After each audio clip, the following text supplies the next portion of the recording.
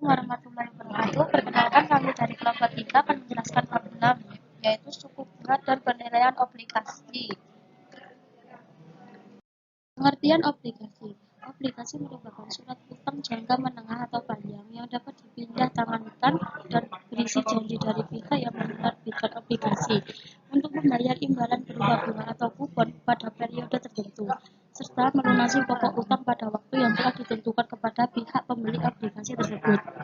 Ada beberapa karakteristik obligasi meliputi 1. Bunga atau disebut kupon. 2. Nilai nominal atau disebut cash value or par value. Yang ketiga, jatuh tempo atau disebut maturity. Obligasi dan yield.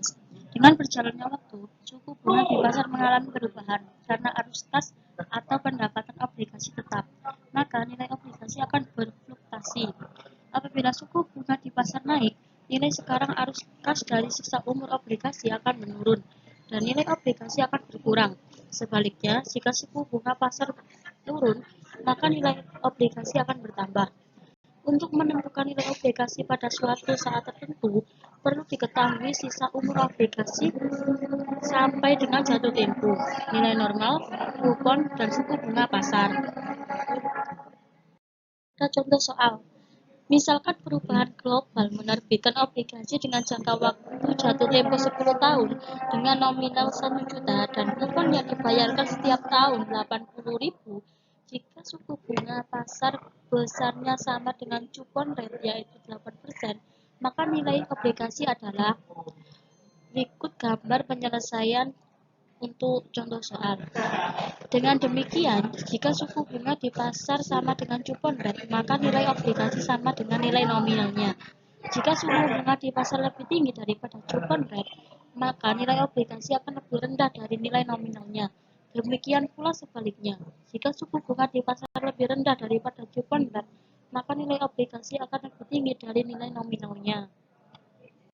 Suku bunga di pasar 1 tahun kemudian naik menjadi 10%, maka nilai obligasi perusahaan global untuk sisa umur obligasi selama 9 tahun adalah berikut penyelesaiannya.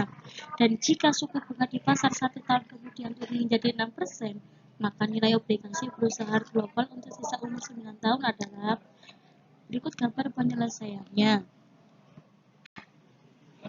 Contoh yang telah dikemukakan, secara umum nilai obligasi dapat dihitung dengan rumus sebagai berikut. Nilai obligasi dapat dengan C kali 1 per R kurung buka 1 dikurangi 1 per kurung buka 1 plus R pangkat T kurung tutup ditambah F per 1 tambah R pangkat T, di mana F yaitu nilai nominal obligasi, di mana C yaitu kupon yang dibayarkan setiap periode, di mana T yaitu waktu sampai dengan jatuh tempo, di mana R yaitu suku bunga di pasar. Risiko suku bunga. Risiko yang timbul bagi pemilik obligasi sebagai akibat fluktuasi suku bunga di pasar disebut risiko suku bunga. Berapa besar risiko suku bunga suatu obligasi tergantung pada seberapa sensitif harga obligasi terhadap perubahan suku bunga di pasar. Besar kecilnya sensitivitas harga obligasi terhadap perubahan suku bunga ditentukan oleh dua hal. Yang pertama, waktu sampai jatuh tempo atau disebut dengan time to maturity. Yang kedua, besarnya coupon rate. Yang pertama, jika faktor lainnya tetap, semakin panjang periode jatuh tempo, semakin besar risiko suku bunga. Yang kedua, jika faktor lainnya tetap, semakin rendah coupon rate, semakin besar risiko suku bunga.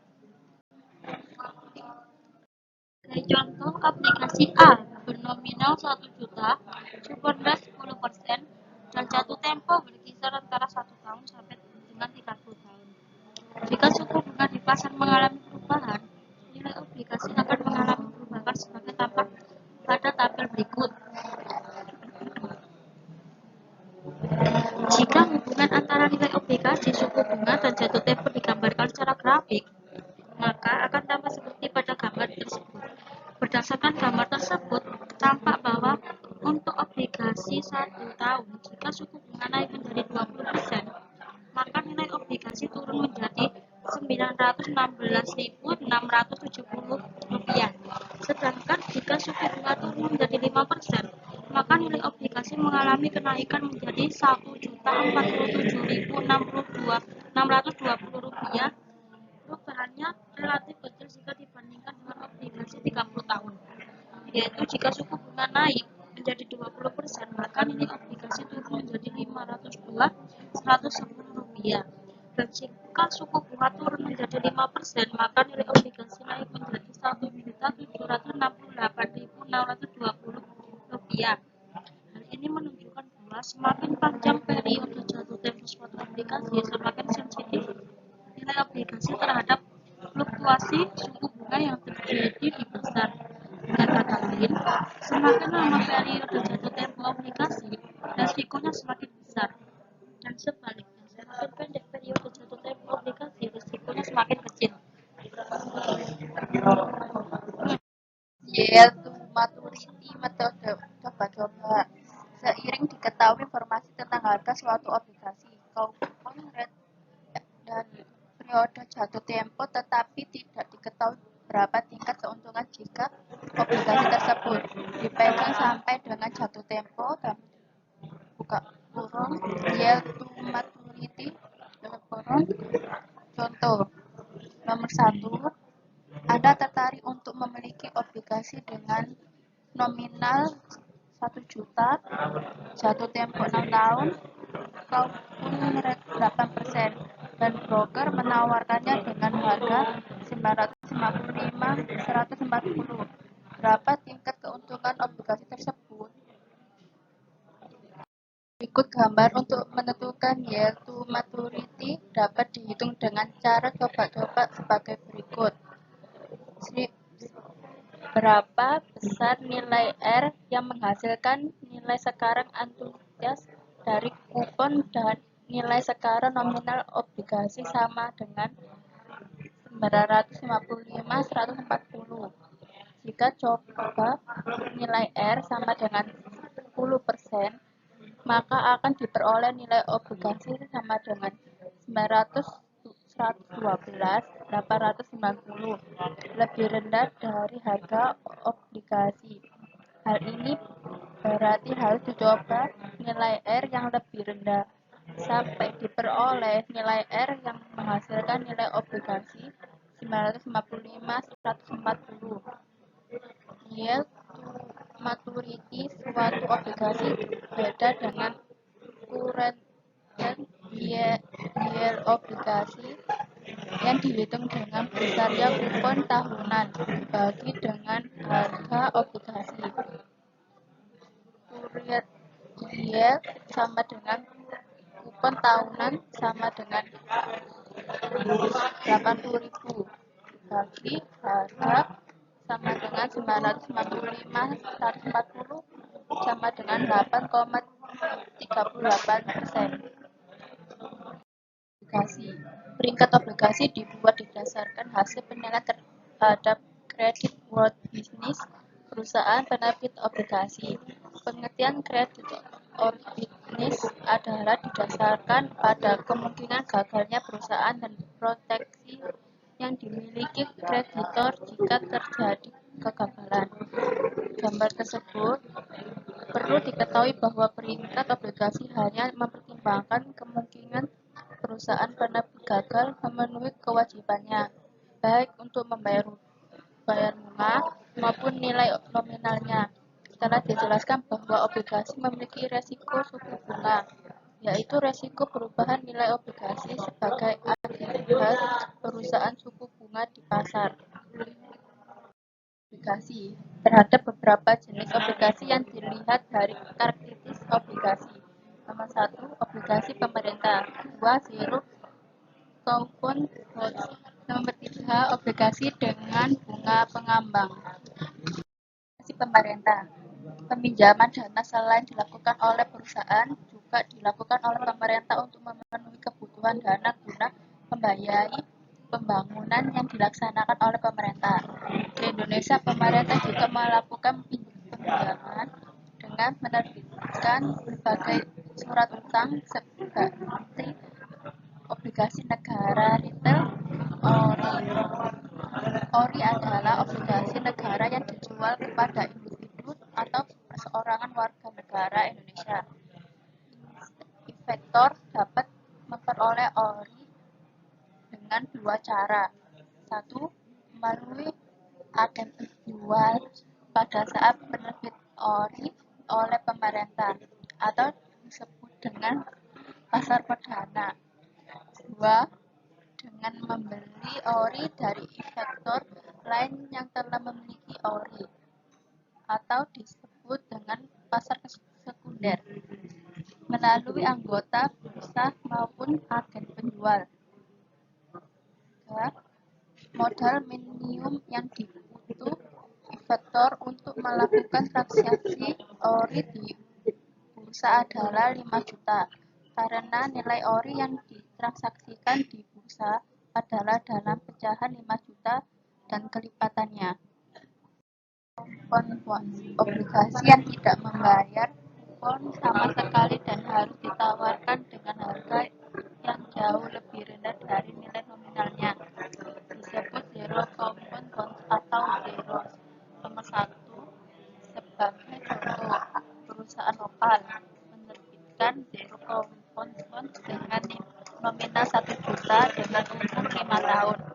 Harga awal obligasi ditetapkan Rp497 dengan kata lain berdasarkan harga tersebut.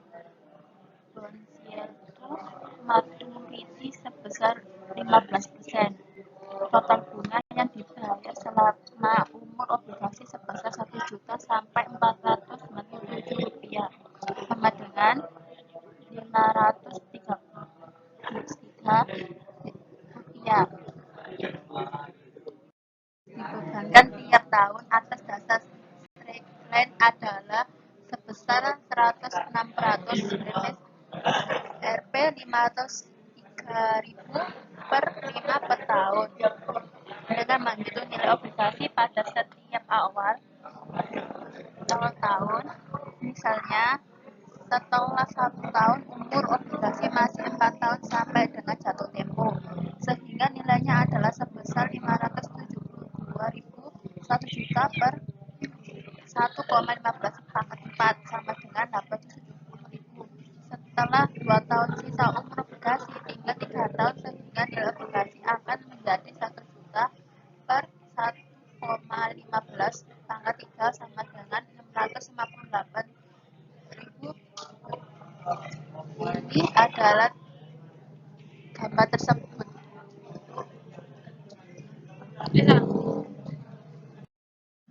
Obligasi dengan bunga mengembang.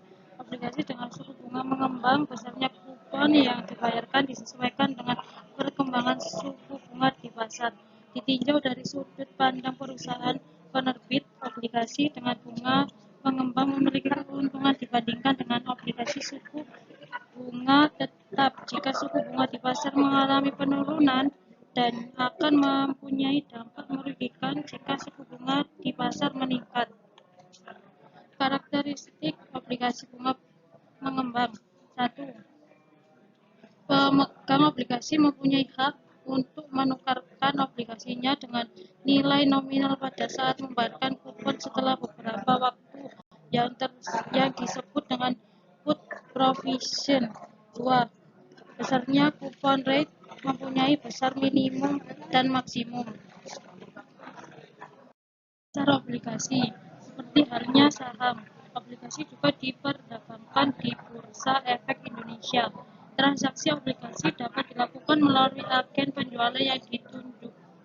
1. Agen penjualan adalah perusahaan, bank atau perusahaan efek yang ditunjuk untuk melakukan penjualan obligasi kepada investor pada saat penerbitan obligasi, baik oleh perusahaan maupun pemerintah yang disebut pasar perdana. Selain melalui bursa secara langsung, investor dapat menyampaikan order beli atau jual obligasi ke sistem transaksi bursa melalui agen penjualan ke anggota bursa untuk kemudian diteruskan ke sistem transaksi bursa. 2. Investor dapat menjual atau membeli obligasi di pasar sekunder. Perdagangan obligasi di bursa dilakukan menggunakan sistem transaksi yang ada di Bursa Efek Indonesia, yaitu Fixed Income Trading System atau FITS. melalui anggota bursa yang telah memasang sistem tersebut. Transaksi obligasi. Yang pertama, pada gambar 6.2, yaitu proses transaksi obligasi melalui agen penjualan. Sedangkan gambar 6.3 merupakan proses transaksi di bursa. Inflasi dan suku bunga. 1. Real versus nominal rate. Suku bunga real atau real interest rate adalah suku bunga yang telah disesuaikan dengan tingkat inflasi, sedangkan suku bunga nominal atau nominal interest rate adalah suku bunga yang belum disesuaikan dengan tingkat inflasi. Real interest rate sama dengan nominal interest rate dikurangi inflation rate. Contoh, anggap saat ini harga-harga nilai sebesar 5% tiap tahunnya, dengan tingkat lainnya tingkat inflasi sebesar 5%. Suatu investasi yang bernilai 115.500 pada suatu akhir tahun, pada awal tahun nilai investasinya sebesar 100.000. Jika investasinya tersebut memiliki tingkat pendapatan sebesar 15,5%, perhitungkan tingkat pendapatan 15,5%, tidak mempertimbangkan inflasi. Dengan demikian, 15,5% merupakan nominal return. Penjelasan dari contoh yaitu 1. Untuk mengetahui dampak inflasi. 1 potong roti adalah sebesar 5.000 pada awal tahun. Dengan 100 seseorang dapat membeli sebanyak 20 potong roti. Karena terjadi inflasi sebesar 5%, maka harga roti akan naik menjadi Rp5.250 pada akhir tahun. Dengan nilai investasi pada akhir tahun sebesar 115.500, jumlah roti yang bisa dibeli adalah 115.500 per 5.250 sama dengan 22 roti. Jumlah roti yang bisa dibeli hanya bertambah 2 potong dibandingkan dengan awal tahun atau naik 10%. Jika sekalipun tingkat pendapatan nominal investasi 15,5%, data belinya hanya bertambah 10% sebagai akibat terjadi inflasi. 2. Sehingga jika inflasi sebesar 5%, maka setiap nominal 115.500 nilainya secara real akan berkurang sebesar 5%, dan nilai real investasi pada akhir tahun adalah 115.500 per 1,5 sama dengan 110. Apa yang dilakukan adalah mendeflasikan 115 dengan 5%, karena investor telah melakukan investasi sebesar 100.000 pada awal tahun. Kemudian pada akhir tahun ini investasi real menjadi 110, berarti tingkat pendapatan nilai adalah 110 dikurangi 100 per 100 sama dengan 10%. Fisher effect menjelaskan tentang hubungan antara nominal growth, real growth, dan inflasi. Investor pada akhir berkepentingan terhadap apa yang dapat dibeli dengan uang hasil investasinya. Oleh karena itu, investor menuntut kompensasi atas terjadi inflasi. Misalkan R adalah nominal rate, R kecil adalah real rate, dan H adalah tingkat inflasi. Rumusnya 1 plus R besar sama dengan dalam kurung 1 plus R kecil dikali 1 plus H. Berdasarkan contoh yang ditentukan, dikemukakan nominal rate 15,5%, sedangkan tingkat inflasi 5%. Berapa real rate-nya? Yaitu 1 plus 0,5 150 sama dengan 1 plus R kali 1 plus 0,5. 1 plus R sama dengan 1,11 550 per 105. 1 plus R sama dengan 100,10.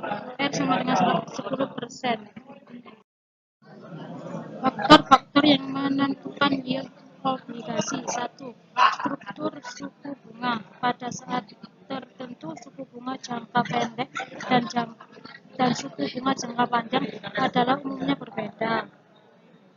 Hubungan antara suku bunga jangka pendek dan suku bunga jangka panjang dikenal dengan istilah struktur suku bunga. Komponen yang menentukan struktur suku bunga yaitu 1. Suku bunga real, yaitu menentukan suku bunga setiap surat utang tanpa memperhatikan waktu jatuh tempo.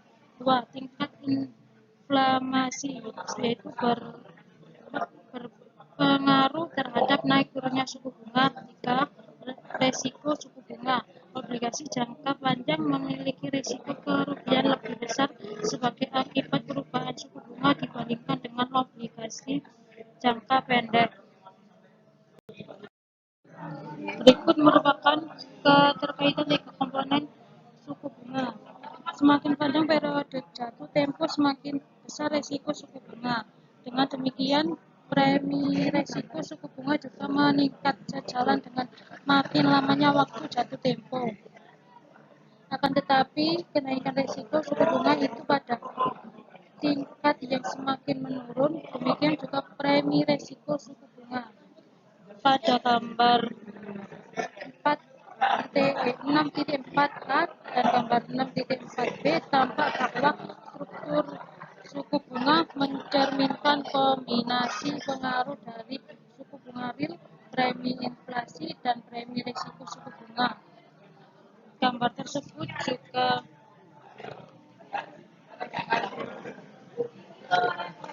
menunjukkan interaksi ketiga faktor yang berkaitan: upward sloping trend struktur pada gambar 6.4a dan downward sloping trend struktur pada gambar 6.4b. Upward sloping trend struktur menunjukkan bagaimana tingkat inflasi naik secara gradual dan bersamaan dengan itu premi resiko suku bunga naik meskipun tidak terlalu besar. Downward sloping trend struktur menunjukkan bahwa inflasi diharapkan turun pada masa yang akan datang, dan penurunan tersebut